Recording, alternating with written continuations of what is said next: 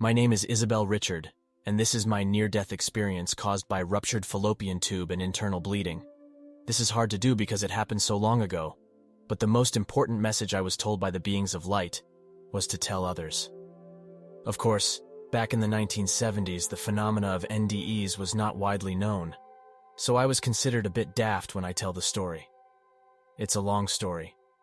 My husband was a deputy sheriff, and I was the mother of a busy 2-year-old son.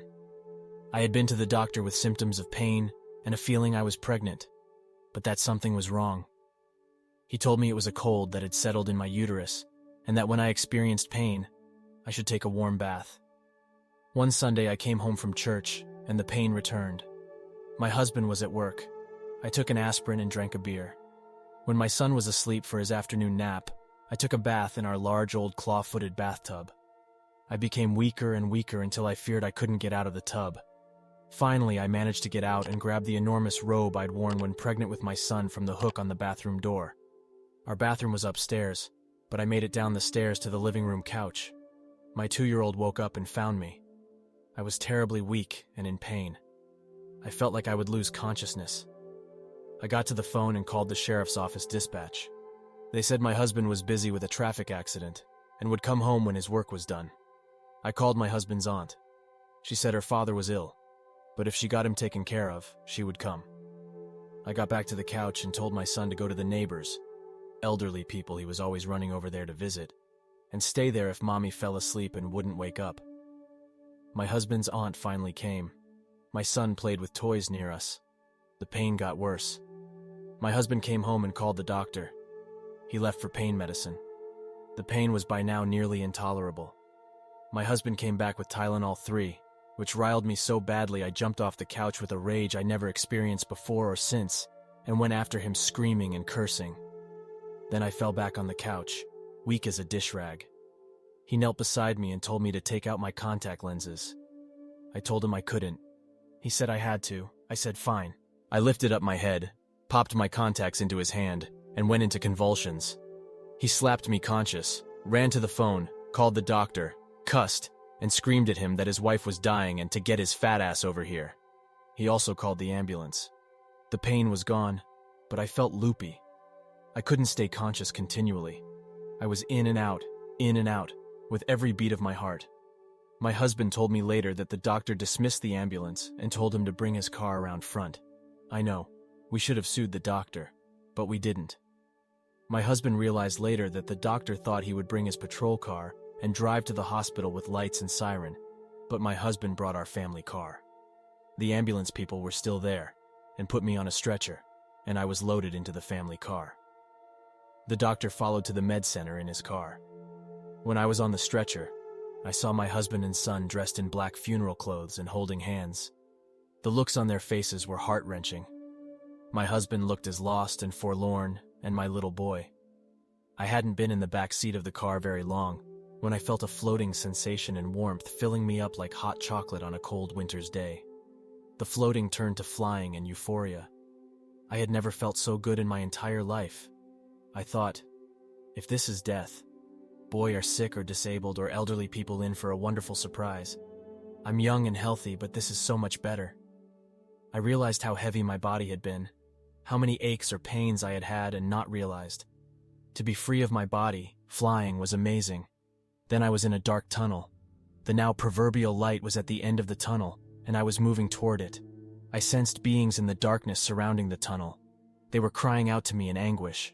I recognized 2 of them. They were begging me to help them. I felt so powerful, invincible, that I moved toward them to grab their hands and bring them out of the dark and into the tunnel. A voice told me sternly not to do that. He said, yes, it was a he, that there were rules, and I didn't know them. I could not take people out of the darkness, but they could drag me into it. He said to keep going straight ahead, and that I knew nothing about anything, and shouldn't presume that I did or I could get into trouble. I reached the precipice at the end of the tunnel. There were spherical lights as far as I could see. Inside the spheres were searing bright white lines that reminded me of the filaments of an electric light bulb.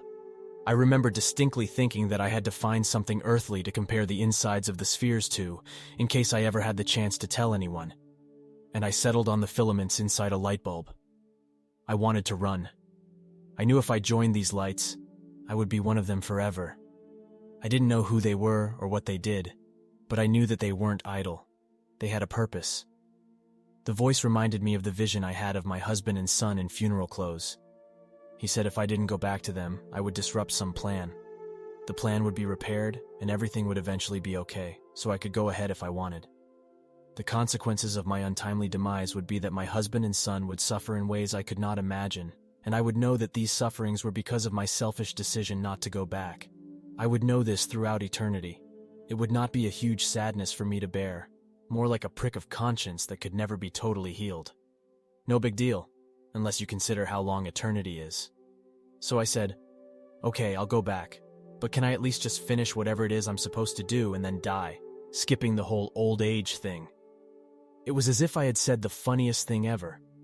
I heard the whole cosmos laughing. I got the impression that time was an illusion, and to these beings, a second or a millennium was equivalencies. I heard a voice calling as if from far, far and away. The voice said, I need you. Then I saw green and a car door handle. I asked, where am I? My husband said that we were on Highway 61 on the way to the Burlington Medical Center. I realized I was in a car, on a highway. I was in and out of consciousness again. We got to the hospital, and I could only hear every other word spoken by the doc and my husband. I was taken to a room where the longest needle I had ever seen was inserted into my uterus to withdraw blood. I seemed to be able to stay conscious then. I screamed when the needle was inserted, but otherwise was rather circumspect. They brought me a warm blanket. I went to surgery. At some time during the surgery, I found myself in a long black hallway. I was moving uncomfortably fast.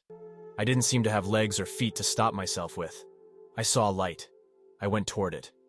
I thought perhaps if I concentrated on turning that, I could turn into the room where the light was. It worked. The next thing I knew, I was staring out over the Mississippi River. It was getting dark. Cars had their lights on. The bridge separating Iowa and Illinois had cars stopping to pay the toll. I thought that I should go down, peek in the window of the car, and if folks screamed, I would know that I was a ghost. Then I remembered what the guy had said.